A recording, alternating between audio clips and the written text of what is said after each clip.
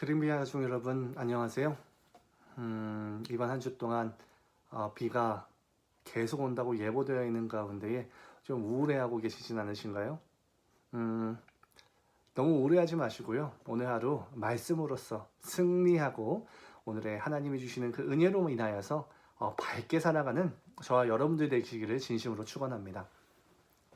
오늘 함께 보실 말씀은 시편 48장 말씀입니다. 오늘 함께 보실 말씀은 시편 48장입니다. 제가 읽도록 하겠습니다. 여호와는 위대하시니 우리 하나님의 성 거룩한 산에서 극실히 찬양 받으시리로다. 터가 높고 아름다워 온 세계가 즐거워하며 큰 왕의 성 곧 북방에 있는 시온산이 그러하도다. 하나님이 그 여러 공중에서 자기를 요새로 알리셨도다. 왕들이 모여서 함께 지나갔으며 그들이 보고 놀라고 두려워 빨리 지나갔도다. 거기서 떨림이 그들을 사로잡았으니 고통이 해산하는 이 여인의 고통 같도다. 주께서 동풍으로 다시스의 배를 깨뜨리시도다. 우리가 들은 대로 만군의 여호와의 성 우리 하나님의 성에서 보았나니 하나님이 이를 영원히 견고하게 하시리로다. 셀라. 하나님이여 우리가 주의 전 가운데에서 주의 인자하심을 생각하였나이다.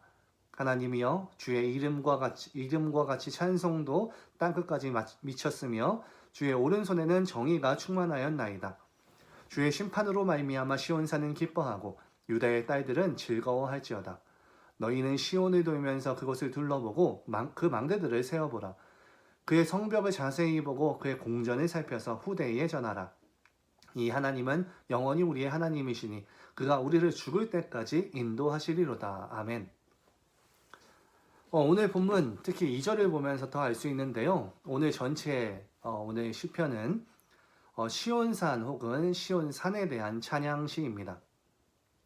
여기서 얘기하는 시온산은 어느 곳이냐면 다윗성을 이야기합니다. 더 쉽게 이야기하면 예루살렘 성을 이야기하는데요. 사실 예루살렘 성은 가나안 땅을 정복할 시기에 이 호수아서에 보면은 여보스족이 살던 성입니다. 베냐민 지파에게 기업으로 주어진 그런 땅이었는데 그 가나안 족속이었던 그 여부스 족속을 그들이 몰아내지 않고 타협하여서 함께 살아갑니다. 그러다가 이제 다윗의 시대에 와서 드디어 이제 다윗이 그 이스라엘을 완벽하게 점령하게 되어졌고요. 그리고 그 이후에 시온성 혹은 다윗성이라는 이름으로 불리우게 되어지는 것입니다. 오늘 본문 1절에서는 그 시온성을 이렇게 표현합니다. 그곳은 터가 높고 아름답다. 그곳은 분명히 터가 높고 아름다운 성이었습니다. 그러나 오로지 그 자연적인 이유 때문에 시편의 저자는 그렇게 이야기하는 것만은 아니었습니다. 이것은 시적인 표현인데요. 사실 성경에서는 또 다른 아름답거나 높은 성, 방어하기 높거나 방어하기 되게 유리하거나 혹은 비옥한 땅이라고 할 때에 이스라엘을 이야기하진 않습니다. 다른 더 좋은 곳을 훨씬 더 많이 이야기하는데요. 이 시온에 대해서 사실 오늘 이 시편의 기자가 표현하는 이유는 무엇이냐면 시온의 그곳에 바로 하나님의 성전이 그곳에 있었기 때문입니다. 하나님의 그 성전으로부터 나오는 그 영광을 본 시편의 그러한 찬송이었고 그게 시적인 표현이었던 거죠.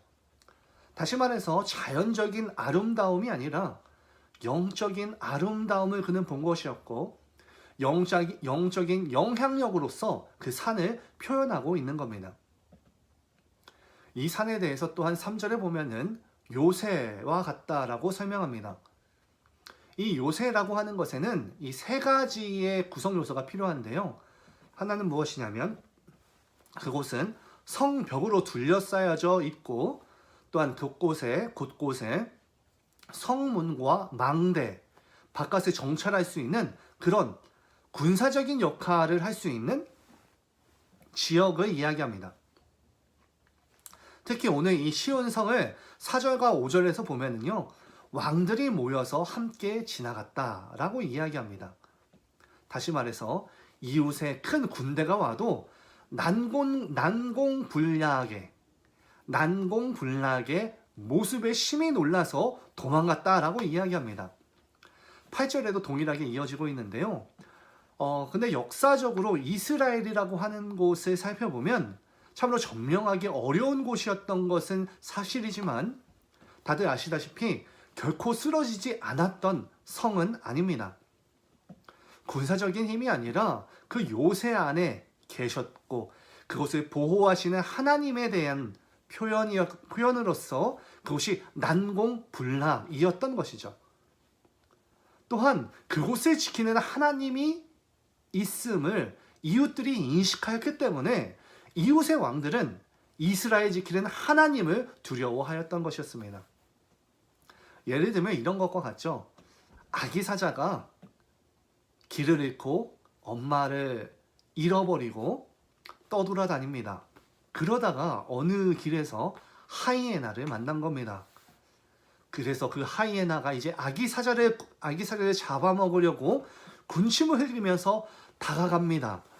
그런데 그 아기 사자가 무서워서 어흥이라고 무서워했을 때 그 모습을 보고 갑자기 하이에나가 도망가는 거죠. 그리고 그 아기 사자는 기세등등하여서 내가 그렇게 무서웠나 라고 착각하지만 사실 그가 무서웠던 것은 도망간 게 아니라 그 아기 사자의 뒤에서 버티고 그를 지키는 엄마 사자, 아빠 사자가 지키고 있었기 때문에 그들이 도망가서 두렵고 떨었던 거죠. 이와 같은 것이었습니다. 하나님께서 우리 영적인 부모님이신 하나님께서는 그렇게 기쁘시게 그 성을 보호하시고 보존하는 그 책임을 기꺼이 지고 계셨습니다. 이처럼 하나님께서는 그 세상과 그들을 구별하여서 아버지의 사랑으로 품고 계셨습니다. 이것은 우리에게도 마찬가지로 적용됩니다. 이것이 하나님께서 우리에게 주신 값진 복인 것이고요. 이스라엘에게도 허락된 그 약속이었던 것이죠. 여러분, 세상에서 어떤 곳에서든 사실 하나님에 대한 찬양은 들을 수 있습니다. 하나님이 지으신 이 세계에 대한 아름다움에 대해서 그 지으신 하나님에 대한 찬양, 그리고 또한 그의 거룩과 그의 의로우심에 대한 기대와 그런 의로우심에 대한 행동이 나타난 그것에 대해서 하나님께 찬양하는 것, 그러한 하나님에 대한 찬양은 어디에서든지 있습니다. 그러나 오늘 이 말씀 가운데 이 시인은 우리와 같이 그 구별된 그 교회를, 구별된 우리들, 하나님의 자녀들을 보호하시고 지키시는 그 하나님의 영광을 찬양하고 있다는 것을 우리는 오늘 이 시를 통해서 알 수 있게 되어지는 것입니다. 그리고 이 시인과 같처럼 우리도 하나님이 나를 자녀 삼아 주심, 지키시고 보호하심에 대한 이것에 대한 감사와 그 복을 우리는 깨닫고 기억해야 되는 것입니다. 그런데 이제 오늘 이 시편에서는 여기에서 그치는 것이 아니라 매우 재미있는 것으로 연결되어져 있는데요. 그것은 무엇이냐면 하나님의 그 보호하심 이후에, 하나님께서 우리를 보호해 주신 그 이후에 바로 그에 따른 하나님의 백성들의 책임을 이야기한다는 것입니다. 오늘 이 12절부터 마지막 절까지 그 하나님의 보호하심을 받은 그 백성들의 책임에 대해서 이야기하고 있는데요. 12절에는 망대, 그리고 13절에는 성벽에 대한 이야기를 적어놓고 있습니다. 이것들에 대한 뜻은 무엇이냐면 마태복음 5장에 예수님께서 말씀하신 산 위의 마을과 같은 역할입니다. 모든 산 밑에 사람들이 산 위에 있는 그 마을을 쳐다보고 그들의 행실을 바라볼 수밖에 없으며 그들을 통해서 하나님을 바라본다라고 하는 것인데요. 등불을 켜서 발 아래 두는 것이 아니라 높은 곳에 들어야 방의 문 구석구석까지 다 환해지는 것처럼 그러한 역할을 하나님의 백성이 해야 된다는 것입니다. 이것은 예를 들면은 거울과 같습니다. 하나님의 성품을 그대로 보이는 거울과 같은 역할을 해야 된다라고 하는 것인데요. 시편의 기자가 이것을 이야기하는 것입니다. 12절에 보면은 너희는 시온을 돌면서 그것을 둘러보고 그 망대들을 세워보라 라고 이야기합니다. 이것은 이렇게 이야기하는 것과 같습니다. 이스라엘들아, 이 시온의 역사와 그 가운데 이끄시는 그 하나님을 바라보고 기억해라. 그리고 또한 13절에 그의 성벽을 자세히 보고 그의 궁전을 살펴서 후대에 전하라 라고 이야기합니다. 시온을 돌면서 바라보는 그 사람들은 망대, 성벽, 그리고 성문을 직접 만지며 그것들을 둘러보게 됩니다. 그리고 그 실제하는 하나님을 느끼고 찬양할 뿐만이 아니라 시편의 기자가 얘기하는 것은 그 느낀 그 하나님의 실제하심을 자녀들에게 13절에서는 후대라고 이야기하는데요. 그들에게 그 실제하는 하나님을 전달해라 라고 이야기하는 겁니다. 여러분, 이것이 바로 그들에게 주어져 있는 중요한 책임 중에 하나였습니다. 여러분, 이것은 우리들에게도 동일하게 적용이 되는데요. 우리는 세상을 살아가는 부모로서 누구나 부모로서의 역할을 하고 또한 하나님을 먼저 믿는 사람으로서 하나님을 전달하는 이 책임을 지니고 있습니다. 안타깝게도 코로나의 이 사태가 시작된 이후에 교회에서는 이 다음 사대를 향한 그런 교육과 예배가 참으로 어려워진 것이 현실입니다. 그런데 사실 여기서 생각해 보는 것이 교회가 그들의 신앙학교이기 이전에 사실 가정이 그들의 신앙학교가 되어져야 된다는 것입니다. 여러분, 때때로 가정에서 무엇을 전달해야 되는지, 어떠한 시스템으로 전달해야 되는 자녀들에게 하나님에 대해서 교육해야 될지에 대해서 어려움을 갖고 질문하시는 분들이 종종 계신데요. 근데 우리들이 그것을 통해서 전달하는 것도 매우 중요하지만 먼저 우리들이 생각해 봐야 되는 것은 내가 실제로 겪은 좋으신 하나님, 나의 삶을 인도해 주신 그 하나님, 그 동일하신 그 하나님이 우리 자녀들에게도 있을 것이다 라고 하는 이 하나님을 전달하는 것이 먼저 중요합니다. 하나님의 간증으로서, 하나님에 대한 간증으로서 그들에게 전달해야 되는 것이 먼저다라고 하는 것인데요. 사실 가정에서 하나님을 전달하는 것은 참으로 어렵습니다. 이것에 대해서 많은 고민 가운데 저도 있었는데 성경에서 뭐라고 이야기하냐면 사실 쉽게 전달하지 못하는, 쉽게 교육하지 못하는 이유에 대해서 뭐라고 이야기하냐면 부모의 이중성 때문에 어렵다라고 이야기를 합니다. 내가 하나님의 거울로서 보여지기보다는 다른 나의 죄성과 연약함과 나의 그 바꾸지 못하는 그 죄된 그 습관들이 그들에게 보여지다 보니까 진정한 하나님을 전달할 때에는 뭔가 어색하고 쉽지가 않다라고 하는 것입니다. 하지만 이 가정은 하나님께서 우리에게 가정을 주신 이유는 바로 이 하나님을 전달하는 이 목적 때문에 우리에게 주어진 것입니다. 이것이 우리에게 주어져 있는 첫 번째 책임이자 현실에 부딪히는 것인데요. 여러분, 이 현실이라는 이 가정이라는 이 현실, 제대로 전달하지 못하는 이 현실에서 우리는 어떻게 해야 되냐면 죄성 때문에, 우리의 연약함 때문에 못하는 것이 아니라 하나님을 바라보면서 그의 약속과 그의 말씀에 따라서 시도해보는 것이 필요하다라고 하는 것입니다. 여러분, 이것이 오늘의 말씀 가운데서도 말씀하고 있는 것인데요. 14절의 말씀을 보면은 이스라엘이라는 성전에 주목하는 것보다는 이 이스라엘이라는 시온이라는 그 산, 그런 뭔가 상징에 주목하기보다는 하나님에 먼저 주목해야 된다라고 하는 것이 이 시편의 전체적인 목적임을 이야기합니다. 하나님에 대해서 집중해야 된다는 거예요.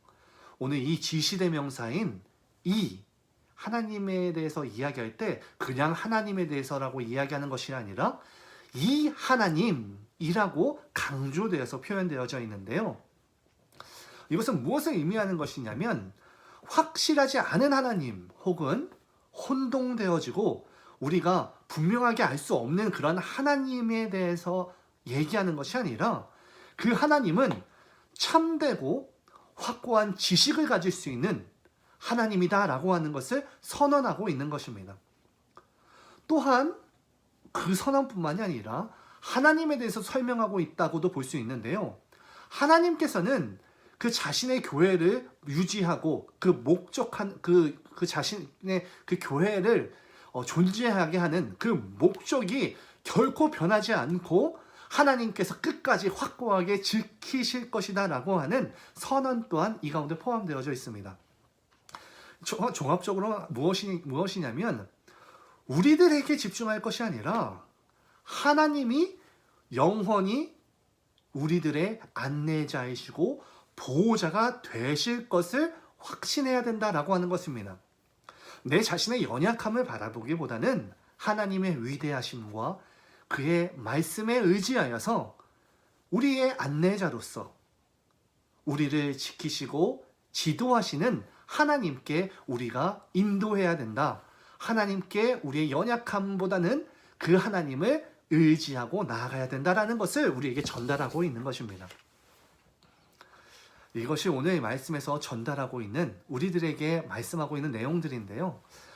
그랜베이 가족 여러분, 오늘 하루도 한번 이러한 가운데에서 살아가는 건 어떠신지요?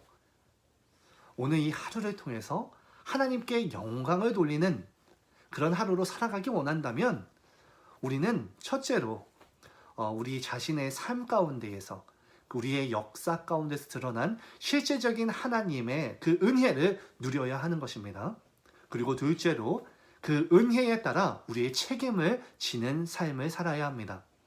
곧 하나님의 성품을 전달하는 거울로서 우리 가정과 그 일터에서 실제된 하나님을 보여주는 증인으로서 삶을 오늘 하루 진심으로 진정되고 집중하고 진정으로 바라면서 그런 오늘 하루를 살아가는 저와 여러분들 되시기를 진심으로 축원합니다.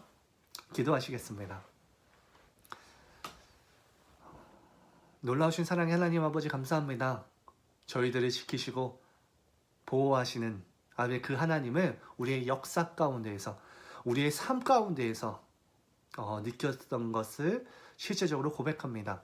주님, 무엇보다 주님 기도하는 것은 나의 삶 가운데 드러났던 내가 체험했던 그 하나님을 아버지 전달하는 내게 책임이 있다는 것을 깨닫게 해주심을 감사합니다. 아버지 오늘 하루 동안 내가 나의 연약함과 죄 때문에 좌절하는 것으로 나아가는 것이 아니라 주님의 의지함으로 인하여서 절대 변하지 않을 것 같았던 내 자신을 주님의 그 은혜로 변화시키심처럼 아버지 우리 자녀들과 그리고 나의 이웃과 그 이웃들에게 그 사랑의 하나님을 우리의 실제적인 삶으로 전달하기 원합니다. 주님, 먼저는 우리의 이중적인 모습 가운데서 회개하기를 원하고 주님 무엇보다도 주님을 의지함으로 주님이 나에게 새로운 마음을 주심으로 인하여서 다시 한번 그들에게 하나님을 전달하는 통로로서 나아가게 하여 주시옵소서.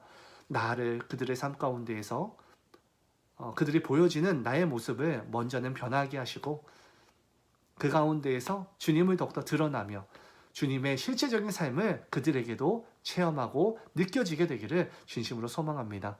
오늘의 이 하루 가운데에 나와 함께 하시고 또한 주님의 영광을 위해서 주님 오늘 살아가기를 원하오니 나를 붙잡아 주시고 주님의 말씀대로 살아가는 용기를 주심으로 인하여서 주님께 영광 돌리는 하루 될 수 있게 하여 주시옵소서. 예수님의 이름으로 기도드리옵나이다. 아멘.